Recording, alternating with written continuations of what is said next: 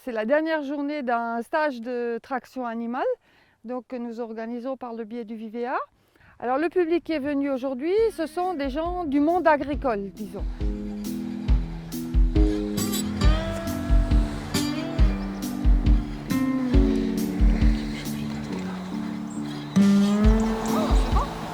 Donc c'est tous des gens un peu du monde agricole qui ont l'habitude des animaux, parfois ils ont même l'habitude des chevaux.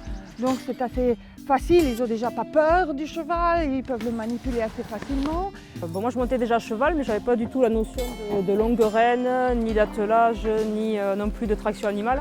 Donc c'est une vision tout à fait autre du cheval, entre parenthèses, et que c'est pour adapter au maraîchage. Ce sont des gens qui souhaitent mettre leur train de culture en version traction animale.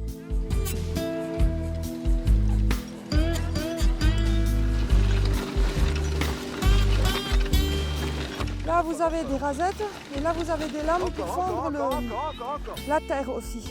Hein? Alors, on peut piquer par ici, on peut actionner. Là, on pique moins et là, on pique. Voilà, tout dépend de la profondeur qu'on souhaite. De façon à ce que la terre puisse rouler et que l'herbe puisse se mettre à l'envers, de façon à jaunir pendant l'hiver. Ça fait 26 ans que je monte à cheval maintenant, donc j'ai soif d'apprendre un peu plus sur le cheval. Regarde loin devant toi. Respire, respire Nathalie, bien.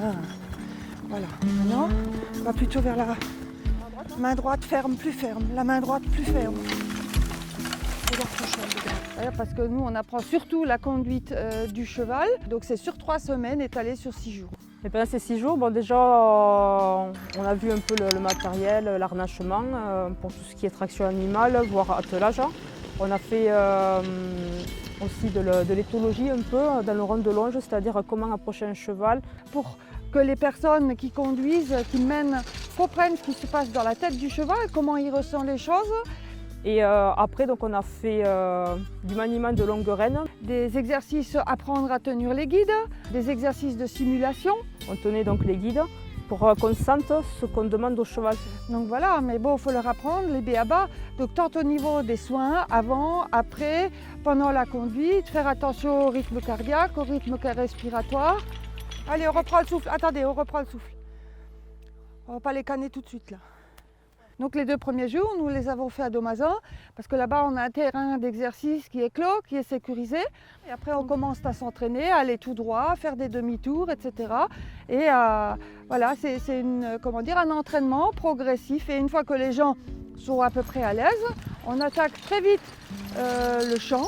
Parce que il n'y a rien que la pratique et puis il faut conduire et mener. Et voilà. Là maintenant tu peux tout de suite mettre Nectar, il aurait fallu mettre Nectar tout de suite dans le sillon. Tu refais un tour, tu refais un tour et tu te débrouilles pour que Nectar et Saloa, ouais.